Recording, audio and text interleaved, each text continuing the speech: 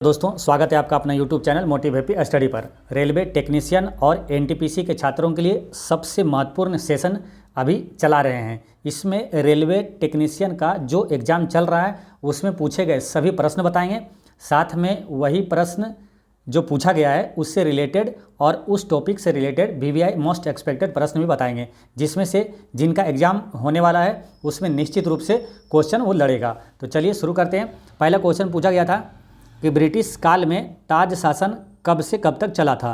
तो ये 1858 से 1947 तक ब्रिटिश काल में ताज शासन चला था। ठीक है, ये याद रखना है आपको।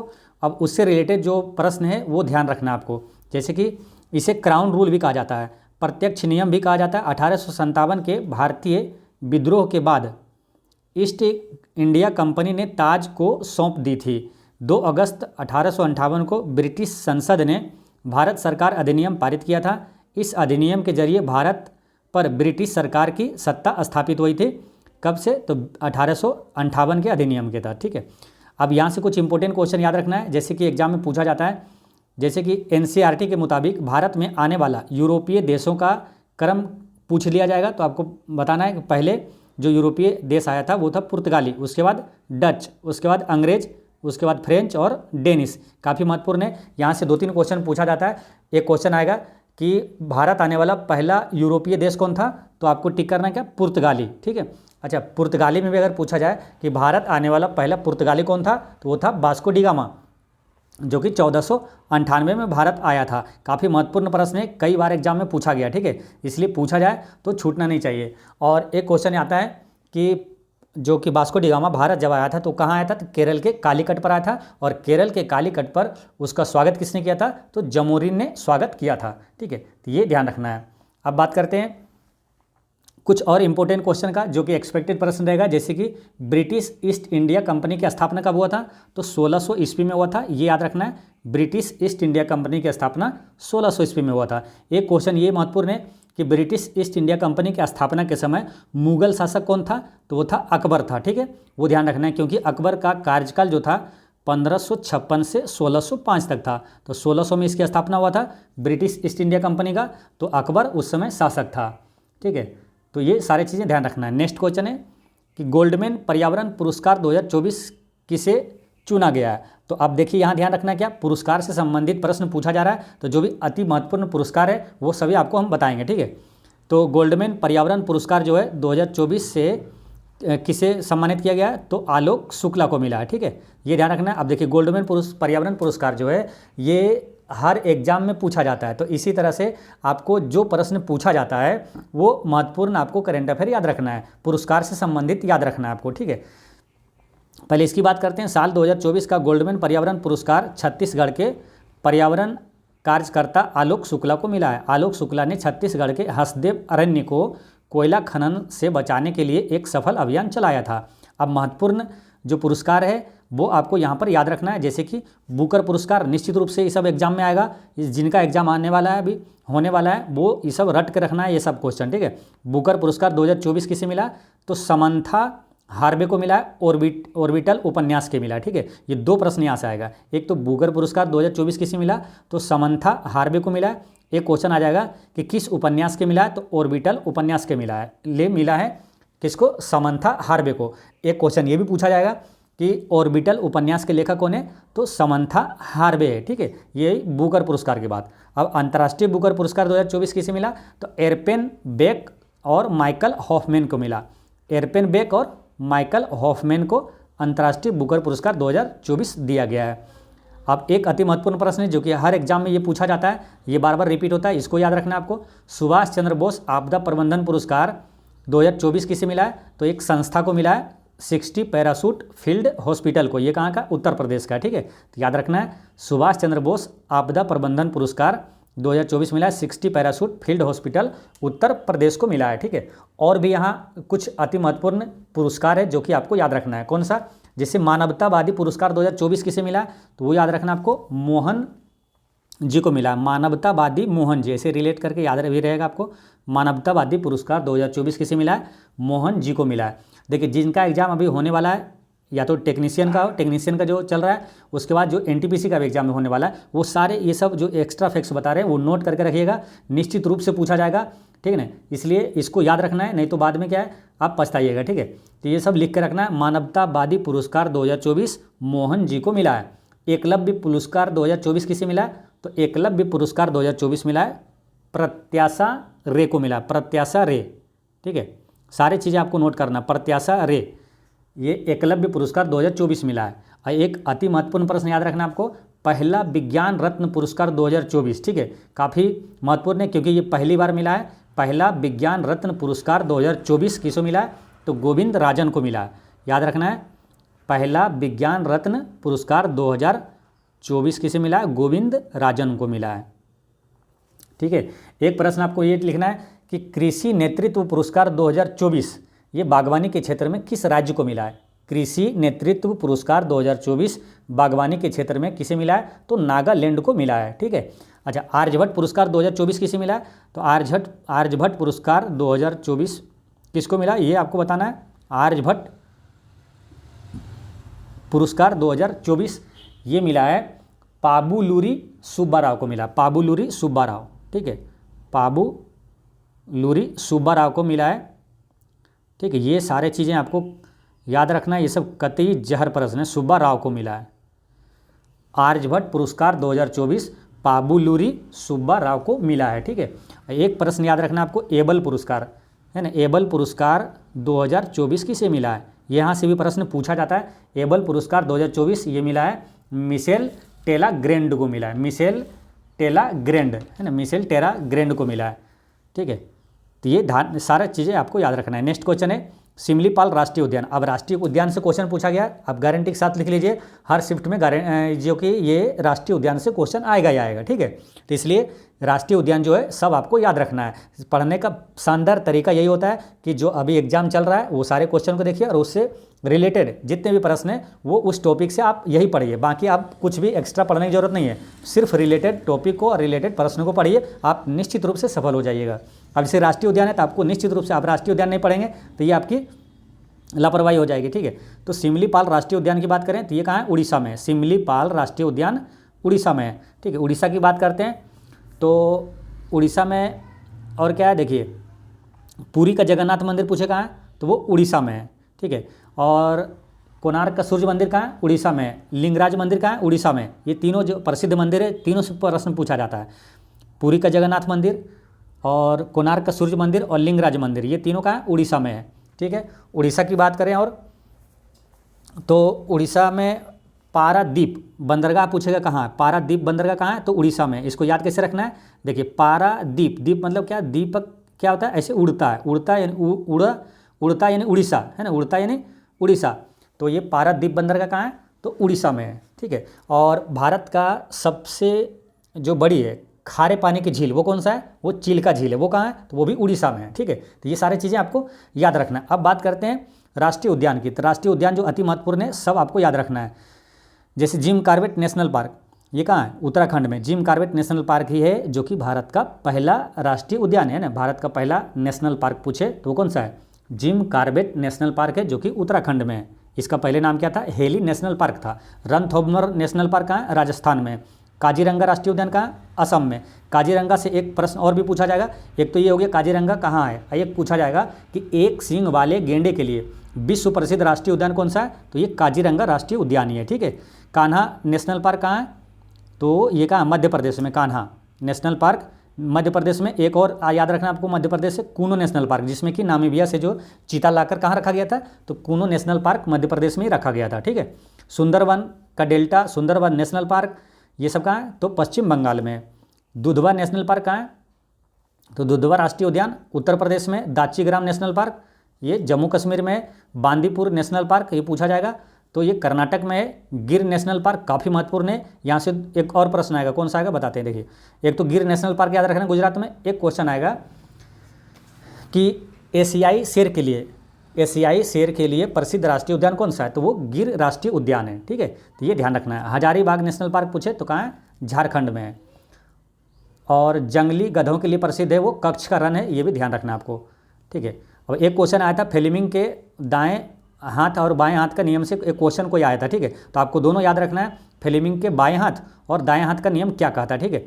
अब एक क्वेश्चन तो डायरेक्ट एक आपका देखिए क्वेश्चन क्या था, रिपीट होता है। अगर आप जो आरआरबी जेई का एग्ज़ाम हुआ था, आरआरबी जेई का एग्ज़ाम जो हुआ था उसमें क्वेश्चन ये आया था कि फ्लेमिंग के दाएं हाथ के नियम पर आधारित है, तो वो था जनरेटर, है ना, जनरेटर, वो क्वेश्चन ये पूछा हुआ है। अब फिर यहाँ देखिए फ्लेमिंग के बाएं हाथ या तो दाएं हाथ के नियम से क्वेश्चन यहाँ पूछा गया है। तो क्वेश्चन क्या है, वो सभी एक जैसे रिलेटेड क्वेश्चन पूछा जाता है। तो बाएं हाथ का नियम पर आधारित है विद्युत मोटर, ठीक है, याद रखना है। फ्लेमिंग के बाएं हाथ पर आधारित है विद्युत मोटर और दाएं हाथ के नियम पर आधारित है विद्युत जनरेटर, ठीक है। अच्छा, फ्लेमिंग का बायां हाथ का नियम है कि इलेक्ट्रिक मोटर से जुड़ा है। इसका मकसद विद्युत मोटर में काम करने वाले चुंबकीय बल की दिशा पता करना होता है। और फ्लेमिंग का दाएं हाथ का नियम जो है वो इलेक्ट्रिक जनरेटर से जुड़ा है। इसका मकसद क्या है, विद्युत जनरेटर में प्रेरित धारा की दिशा पता करना होता है, ठीक है।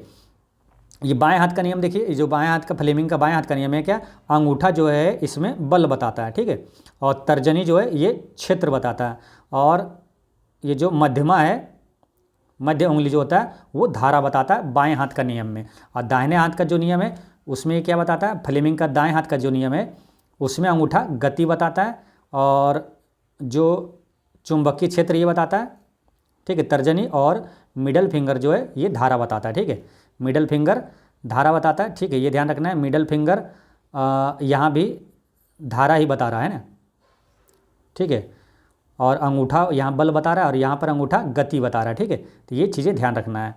चलिए नेक्स्ट क्वेश्चन आया था, और देखिए और भी डिटेल से, ये पहला दिन है और पहला शिफ्ट है, इसलिए थोड़ा सा और भी आपको डिटेल में और एक्सपेक्टेड प्रश्नों का जो क्वेश्चन है उसका भी वीडियो लाएंगे। आप इस चैनल पर बने रहे, आपको और डिटेल में बताया जाएगा क्वेश्चन, ठीक है, जिससे निश्चित रूप से गारंटी के साथ इस वीडियो से या तो जो भी वीडियो अपलोड करेंगे उस वीडियो से निश्चित रूप से गारंटी के साथ क्वेश्चन लड़ेगा ही लड़ेगा, ठीक है। चलिए देखते हैं नेक्स्ट क्वेश्चन क्या पूछा। निम्न में से किस अधिनियम ने भारत में ब्रिटिश ईस्ट इंडिया कंपनी का शासन समाप्त कर दिया और भारत को इंग्लैंड के ताज के अधीन कर दिया?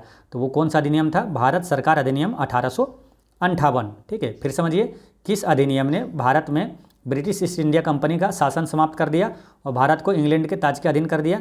तो ये भारत सरकार अधिनियम 1858, ठीक है। अब यहाँ से इंपॉर्टेंट चीज़ें याद रखना है, जैसे कि एक्सपेक्टेड क्वेश्चन में आपको याद रखना है कौन सा, भारत में ईस्ट इंडिया कंपनी के व्यापार एकाधिकार को समाप्त करने के लिए किस अधिनियम का गठन किया गया था? तो 1833। काफ़ी महत्वपूर्ण प्रश्न है, याद रखना है। भारत में ईस्ट इंडिया कंपनी के व्यापार एकाधिकार को समाप्त करने के लिए कौन सा अधिनियम के गठन किया गया? 1833 का एक्ट, ठीक है।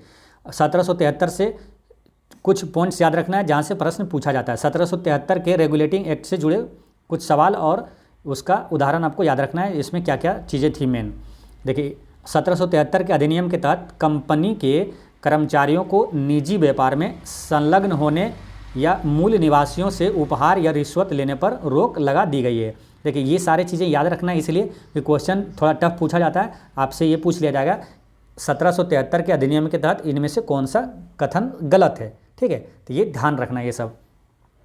तो क्या है, कर्मचारियों के निजी व्यापार में संलग्न होने या तो मूल निवासियों से उपहार या रिश्वत लेने पर रोक लगा दिया गया था।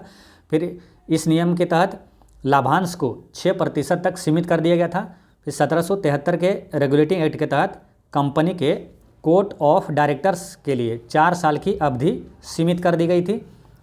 और इस अधिनियम के तहत बंगाल के गवर्नर का पद बढ़ाकर गवर्नर जनरल बनाया गया था। काफ़ी महत्वपूर्ण है ना, क्वेश्चन डायरेक्ट पूछ लेगा किस अधिनियम के तहत गवर्नर का पद को है ना बंगाल का गवर्नर जनरल बनाया गया? तो 1773 का एक्ट के तहत।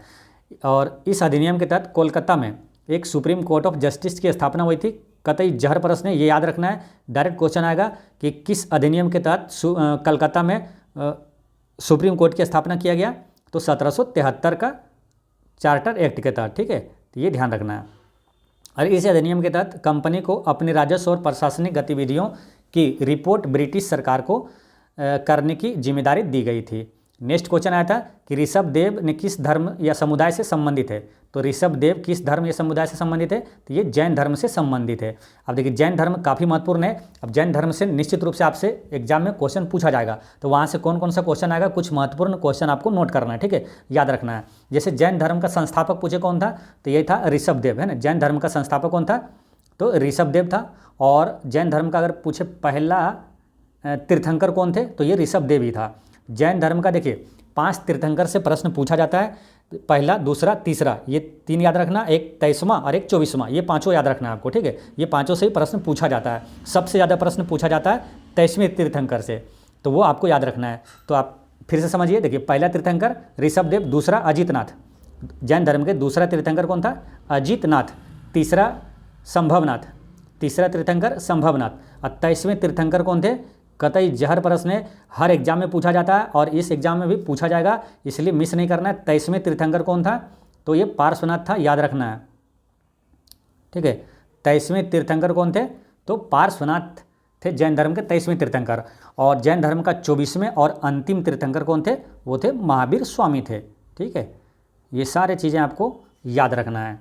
अच्छा, जैन धर्म की भाषा जो किस भाषा में पढ़ाया जाता था, जैन धर्म की जो दीक्षा है वो किस भाषा में दिया जाता था, तो प्राकृत भाषा में, ठीक है। काफ़ी महत्वपूर्ण प्रश्न है। जैन धर्म प्राकृतिक भाषा में और बौद्ध धर्म जो है का उपदेश जो दिया जाता था वो पाली भाषा में, ठीक है। ये दोनों याद रखना है। बौद्ध धर्म पाली भाषा में उपदेश देता था और जैन धर्म प्राकृतिक भाषा में, प्राकृत भाषा में।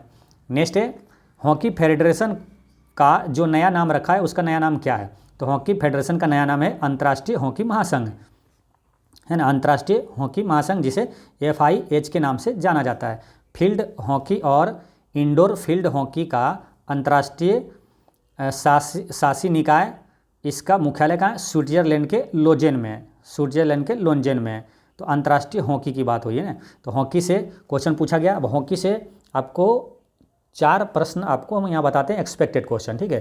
देखिए भारतीय हॉकी टीम का वर्तमान में भी कोच कौन है, भारतीय हॉकी टीम का कोच कौन है, तो है क्रेग फुलटन, है ना, क्रेग फुलटन। भारतीय हॉकी टीम का कोच कौन है, क्रेग फुलटन। लेकिन अगर पूछा जाए भारतीय जूनियर हॉकी टीम का कोच कौन है, तो वो है PR श्रीजेश। जूनियर वाला पूछेगा, जूनियर हॉकी टीम का कोच कौन है, तो वो है PR श्रीजेश, ठीक है। ये ध्यान रखना है। ये 2 प्रश्न हुआ, ये कोच की बात हुई। अच्छा, अब कप्तान की बात करते हैं। भारतीय हॉकी टीम का कप्तान कौन है, तो है हरमनप्रीत सिंह। भारतीय हॉकी टीम का कप्तान है हरमनप्रीत सिंह। वही जूनियर वाला पूछे कि भारतीय हॉकी टीम जूनियर टीम का कप्तान कौन है, तो वो है आमिर अली। जूनियर वाला कौन है, तो आमिर अली कप्तान है उसका। भारतीय हॉकी जूनियर टीम का कप्तान है आमिर अली। चलिए इतना याद रखना आपको। नेक्स्ट क्वेश्चन है, देखिए बेरोजगारी दर 2021 में क्या रही थी, ये प्रश्न पूछा गया था। तो NSO सर्वेक्षण के अनुसार अक्टूबर-दिसंबर 2021 में बेरोजगारी दर 8.7% रही। अब थोड़ा सा यहाँ ध्यान रखना है क्या, अगर बेरोजगारी दर 2024 वाला या तो 22 वाला पढ़ना है तो टाइम भी थोड़ा ध्यान रखना है, ठीक है ना, कब का कब, क्योंकि अलग अलग तिमाही में क्या है इसका चेंज होता है, तो इसलिए ध्यान रखना है। वर्तमान में अभी एवरेज जो है 2024 में बेरोजगारी दर कितनी है, तो 8% है, ये ध्यान रखना है। अब एक कतई जहर प्रश्न यहाँ आपको याद रखना है, कौन सा, तो ये याद रखना है कि भारत में बेरोजगारी का आकलन कौन सी संस्था करता है।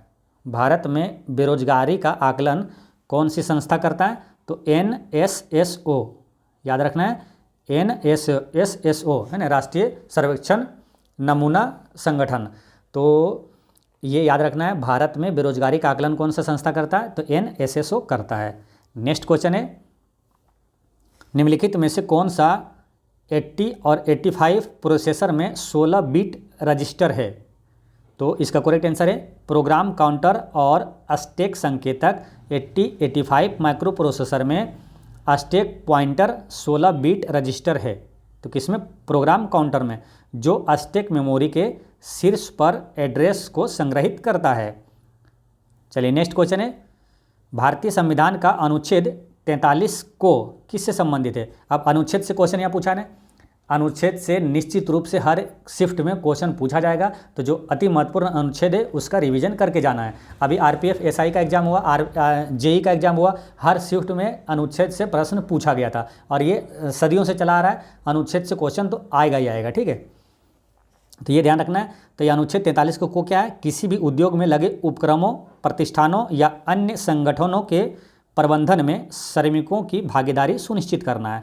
अब कुछ संभावित अनुच्छेद आपको बताते हैं, वो आपको याद रखना है। जैसे अनुच्छेद 43 के बी में क्या है, तो ये सहकारी समिति को बढ़ावा देने से संबंधित है। तो सहकारी समिति से संबंधित अनुच्छेद कौन सा है, डायरेक्ट क्वेश्चन आएगा, सहकारी समिति से संबंधित अनुच्छेद वो है 43 का बी।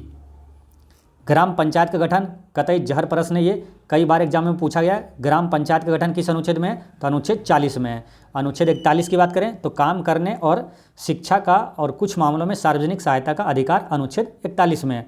42 में ये भी महत्वपूर्ण है, ये भी कई बार एग्जाम में आया है। काम और मातृत्व राहत की मानवीय स्थितियों के लिए प्रावधान है, यानी कि इसमें यहाँ से याद रखिए, जैसे कि कोई महिला है और कहीं जॉब में, मान के चलिए टीचर में, तो उसका जो प्रसव के दौरान जो सुविधा दिया जाता है, उनको छुट्टी दिया जाता है, वो अनुच्छेद 42 में है। अनुच्छेद 43 में क्या है, श्रमिकों के लिए वेतन अनुच्छेद 43 में है। उद्योगों के प्रबंधन में मजदूरों की भागीदारी, उद्योगों के प्रबंधन में मजदूरों की भागीदारी अनुच्छेद 43 के ए में है। सहकारी समितियों की बढ़ावा देना 43 का बी में है। और एक ये भी काफ़ी महत्वपूर्ण प्रश्न है जो कि काफ़ी चर्चा में भी अभी है और कई मतलब समय से ये चर्चा में है, समान नागरिक संहिता, ये किस अनुच्छेद में, अनुच्छेद 44 में। याद कैसे रखना है, कन्फ्यूजन भी नहीं होगा, ये सारे 4 ऑप्शन आपको दे दिया जाएगा, लेकिन समान नागरिक संहिता वाला पूछे तो समान अंक वाला ढूंढ के आंसर टिक करना है ना, 4-4, ठीक है, ये ध्यान रखना है। समान नागरिक संहिता किस अनुच्छेद में, तो अनुच्छेद 4-4 यानी कि 44 में। 44 से भी याद रखना है। भारत का सबसे लंबा राष्ट्रीय राजमार्ग कौन सा है, तो वो NH-44 ही है।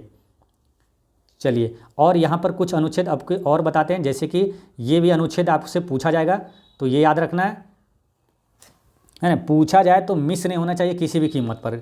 पूछा जाएगा कि राष्ट्रीय महत्व के स्मारकों, स्थानों और वस्तुओं का संरक्षण ये किस अनुच्छेद में है, तो अनुच्छेद 49 में है।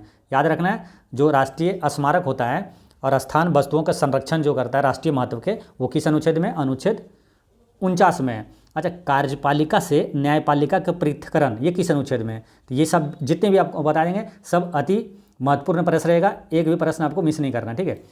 कार्यपालिका से न्यायपालिका का पृथक्करण किस अनुच्छेद में है, तो अनुच्छेद 50 में है, ये याद रखना है।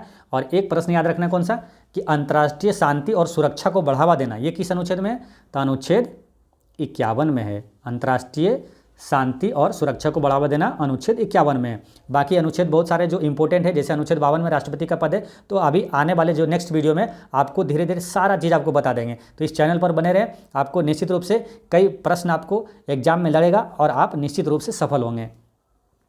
नेक्स्ट क्वेश्चन है कि निम्न में से किस अधिनियम ने भारत में ब्रिटिश ईस्ट इंडिया कंपनी का शासन समाप्त कर दिया, और ये तो क्वेश्चन आया ही था, है ना, ये भारत सरकार अधिनियम 1858 है, ठीक है, तो ये रिपीट हुआ है। नेक्स्ट क्वेश्चन देखते हैं, जनवरी 2024 में भारत की बेरोजगारी दर कितने प्रतिशत रही, तो जनवरी 2024 में भारत की बेरोजगारी दर ये कितना रहा है, 6.8% रहा था, 6.8%। और क्या बताए थे पीछे कि भारत में जो बेरोजगारी के आकलन कौन करता है, कौन सी संस्था, NSSO, ठीक है, ये ध्यान रखना है।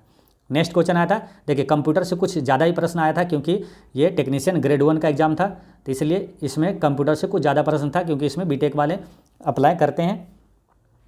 तो ये माइक्रोसॉफ्ट पावर पॉइंट में स्लाइड को आगे करने का शॉर्टकट की क्या है, माइक्रोसॉफ्ट पावर पॉइंट में स्लाइड को आगे करने का शॉर्टकट की क्या है, तो देखिए माइक्रोसॉफ्ट पावर पॉइंट में अगली स्लाइड पर जाने के लिए पेज डाउन की दबाएं, वहीं पिछली स्लाइड पर जाने के लिए पेज अप की दबाएं। कुछ आपको महत्वपूर्ण जो याद रखना है, जो एक्सपेक्टेड प्रश्न रहेगा, जैसे पावर पॉइंट्स में कुछ और शॉर्टकट की है, जैसे कि स्लाइड शो शुरू करने के लिए क्या दबाना है, F5 दबाना है ना। फंक्शन वाला जो फंक्शन वाला की कहाँ रहता है ये भी पूछा जाता है, तो कीबोर्ड के ऊपर में रहता है ना। तो स्लाइड शो शुरू करने के लिए कौन सा की दबाएं, F1 दबाना पड़ेगा। वर्तमान स्लाइड से स्लाइड शो शुरू करने के लिए shift plus F5, shift plus ये क्या F5 है ना, शिफ्ट प्लस F5 दबाना है। अच्छा, प्रेजेंटेशन समाप्त करने के लिए यानी कि तुरंत बाहर निकलने के लिए इसक बटन दबाना है ESC। और नई स्लाइड जोड़ने के लिए Ctrl+M क्लिक करना है आपको। और ऑब्जेक्ट को कॉपी करने के लिए Ctrl+C और पेस्ट करने के लिए Ctrl+V, है ना। और स्लाइड डुप्लीकेट करने के लिए Ctrl+Shift+D दबाना है ना। स्लाइड डुप्लीकेट करने के लिए Ctrl+Shift+D दबाना है। माउस पॉइंटर को तीर से पेन में बदलने के लिए क्या दबाना पड़ता है? माउस पॉइंटर को तीर से पेन में बदलने के लिए Ctrl+P दबाना है। नेक्स्ट है कि पॉइंटर और नेविगेशन बटन को हाइड करने के लिए क्या दबाना है? Ctrl+H। पॉइंटर और नेविगेशन बटन को हाइड करने के लिए पॉइंटर और नेविगेशन जो बटन होता है उसको हाइड करना है तो Ctrl+H दबाना है। स्वचालित प्रेजेंटेशन को शुरू करने या फिर से शुरू करने के लिए क्या दबाना है? S दबाना है। नेक्स्ट क्वेश्चन आया था, यही क्वेश्चन आया था, देखिए कि निम्नलिखित में से किस शॉर्टकट की का प्रयोग पावर पॉइंट में शुरुआत से ही प्रेजेंटेशन शुरू करने के लिए क्या दबाएंगे? तो F5 दबाएंगे। पावर पॉइंट में F5 दबाएंगे। नेक्स्ट है कोणीय संवेग का SI इकाई क्या है? तो कोणीय संवेग का SI इकाई किलोग्राम मीटर वर्ग प्रति सेकंड, है ना, kg मीटर स्क्वायर पर सेकंड। ये कोणीय संवेग का SI मात्रक है। अब SI मात्रक से आपको सारी चीज़ें याद रखना है। जैसे अगर पूछा जाए कि संवेग का SI मात्रक क्या होता है तो kg मीटर पर सेकंड होता है। सिंपल, kg मीटर पर सेकंड, ये संवेग का SI मात्रक। सभी चीज़ आपको नोट करना है, ठीक है। वेग का SI मात्रक पूछे तो वेग का SI मात्रक मीटर प्रति सेकंड होता है। त्वरण का SI मात्रक निश्चित रूप से एग्जाम में आएगा, ध्यान रखना है। त्वरण का SI मात्रक मीटर पर सेकंड स्क्वायर होता है। त्वरण का SI मात्रक मीटर पर सेकंड स्क्वायर होता है।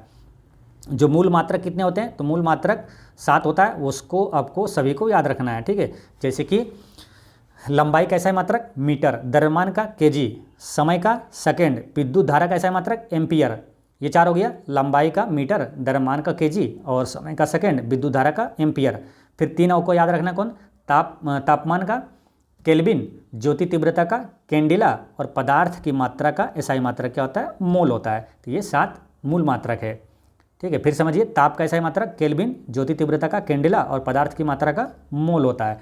अच्छा, ठोस का SI मात्रक क्या होता है? तो रेडियन होता है। ठोस का पूछे तो रेडियन, है ना,